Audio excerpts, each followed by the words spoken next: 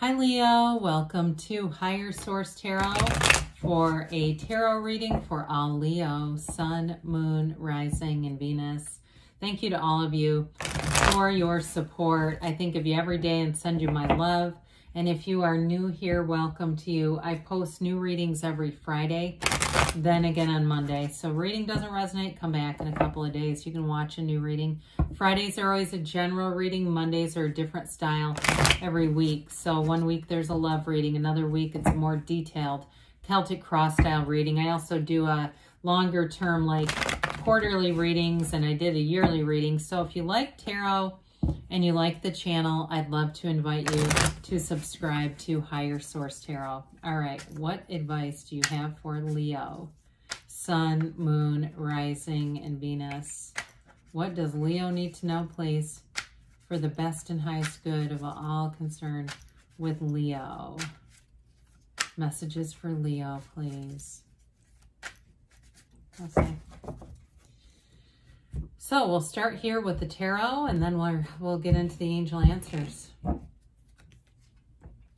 Three of Cups, Knight of Swords, Chariot, Seven of Pentacles, Five of Swords, Five of Cups, Eight of Wands, and the Queen of Pentacles. Well, I feel like if you have some kind of falling out or there's some difficulty with people around you, this Five of Cups is almost like don't cry over spilled milk. I feel like they're trying to tell you don't get into it don't get too involved in it if it doesn't belong. You know, you kind of stay in your own lane on that one is what I'd say for that, Leo. You have Cancer here. If you're involved with a Cancer or you're attracting a Cancer, you might want to watch their reading because they had a beautiful reading. You do have celebration here. You've got nice aspects for change of events or information that's going to be needed. You've got growth too. So I see it as a positive reading, but I do see a little bit of conflict. So we don't want to just dance around that and pretend that it's not happening. If it does involve you directly, like somebody comes at you, it might disappoint you, but I just don't see you jumping in with both feet. You know, we say this new year, new you, but it's like we got to behave differently, right? If we want the new stuff. So when I look at this with the Three of Cups, the Chariot, which is like, you know, victory, right? And the Eight of Wands, vibration, movement, change. That's beautiful. It's a positive energy here. And it butts up right next to these Pentacles. So I do feel like any changes with money are going to be really good. In terms of a stable relationship too, if you've been waiting on something, I feel like you're going to have a commitment coming out. So there's some kind of celebration here with this Three of Cups.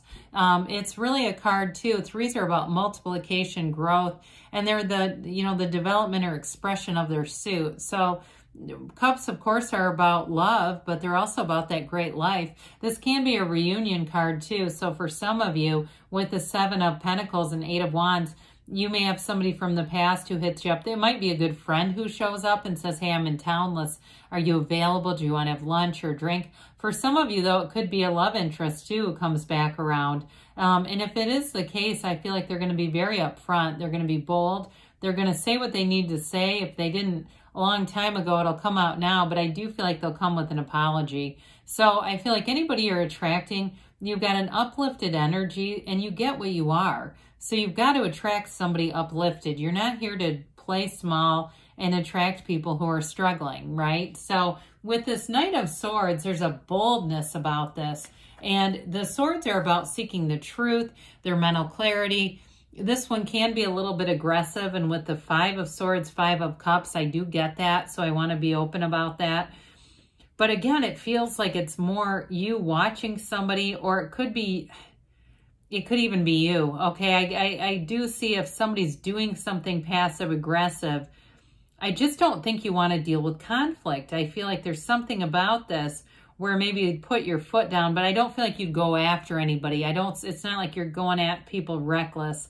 It's not like that. It's more like putting a stop to it if this is absolutely needed. You know, meditate, quiet yourself down if you go, oh God, I don't want to do that.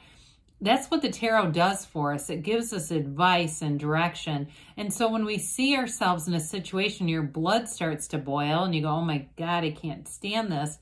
You might decide, you know what, this is not the time or place for this conversation. You may say, I'm not going to participate in this right now. I'll get back to you later. And you may very classily walk yourself out of the position of being in a a situation where you may have to make an amends or come back and address it later, because I just feel like you want to leave conflict behind. I don't think you want any remnants or having to go back and finish unfinished business later. So with the Chariot here, it's a card of great strength, confidence, success. It's bringing heaven to earth.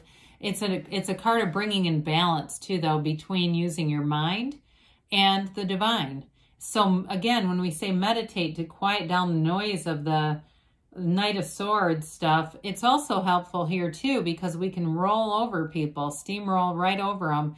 And so with the Chariot, though, it is a card of feeling protected. So I do feel like if you have a conflict around you, you may have a good friend that you can talk with. I mean, it's okay to look at a situation. We just don't want to stare at negativity and keep ruminating in it, because this has you moving forward regardless. So you may have somebody too who comes in and it's just that extra set of energy that guides you away from the conflict, because this is very successful energy. And that may be in a broader sense all year long, where you're choosing people who are expanding. Because when we choose people who struggle, we end up playing small right along with them. We unconsciously become like them. And this is the kind of energy we want to unconsciously become if we're going to do it, right? So I do feel like in work relations, if you have a new job that comes up, if you've been waiting on some money at work, I do feel like you'll get it. Somebody here too, this may be about taking a trip. You've got great aspects for money here, but this is also a card of travel. And so anybody who's planning travel, you'll have the money to do it, the stability to do it, and the time off. If that's been an issue, just even getting time off of work. So you've got a field of influence here that's very dominant. And so with the 7, you got another 7 here right next door to it. 2 5s, 2 7s, and an 8, and a 3. With this 7, it is all about, seeing your manifestations, those creations from the Garden of the Mind, Leo. They're right in front of you. So you may be seeing little things here and there, right? You might say, I had a day, I won't get into this too far, but I talked to one of my Leo friends. I said, look, I manifested Little Caesars pizza. I mean, it was very specific too, but it was kind of funny. And, those little things that are even that specific, where it's an actual type of thing, and then it shows up the next day, you're going to start seeing that more and more. And it may be things like songs or phrases or people, random people. You talk, I haven't seen them in a long time. The next thing you know, they're there in a store and you go, oh my God, I can't believe they're here. Well, that's what it is. It's those bridges of incidents. It's energy. And it's also showing you your own power. You can have, do, or be anything. There's nothing out of reach for you. So with the 7 of Pentacles, it is a card of success. It's a card of manifesting, material gains, stability. It's also the physical body too. So some of you may be on a real tear with that Knight of Swords. And like if you don't work out, you're ready to, tear somebody's head off. I feel like somebody here has got a real commitment to it. And it's like, if you don't get that workout in, you're not emotionally balanced. So again, it's that commitment that keeps bringing in progress though. Because, you kind of wonder what's next with this card, and then what's next shows up. It's all those things that you've been asking for. So with the 5 of Swords, my first instinct with this is really walking away from conflict.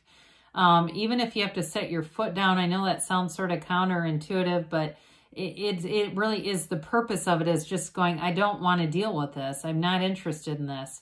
So I do feel like if it's around you too, that 5s are about activity and change, but they're also about mediation and mind over matter. So you may see it coming and decide, I'm gonna choose a different feeling. I'm not gonna get so focused on that feeling of conflict and tension, because then we'll just keep attracting more of it. Maybe a conflict too at work. At first I got friends around you. That was the thing. But it could be coworkers too.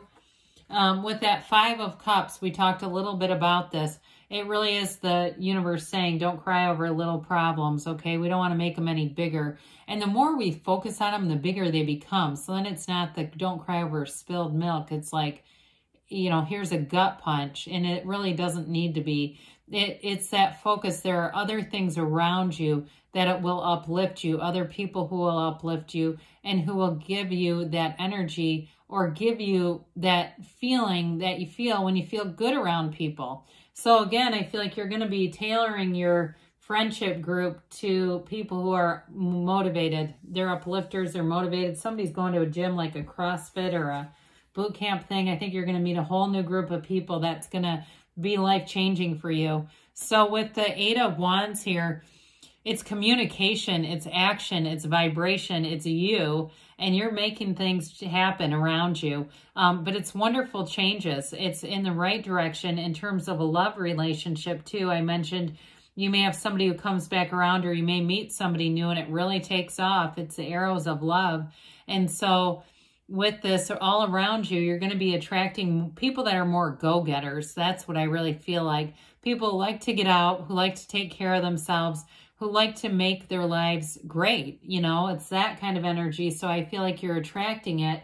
And with this Queen of Pentacles, there's great stability here, but look around her. It's new growth, it's abundance and prosperity.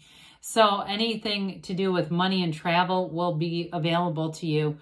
In terms of your physical home too, I do feel like you might simplify things, but you'll be happier with it. It's not a lack conscious. You might get money too if you start selling stuff that you don't want anymore for some of you. But it's definitely a very positive energy. So let's see here what the angels have to say for you, Leo.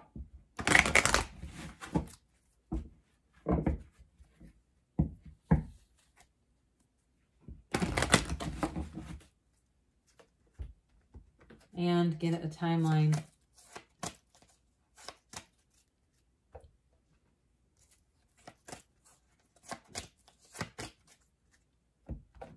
All right, so we've got compromise.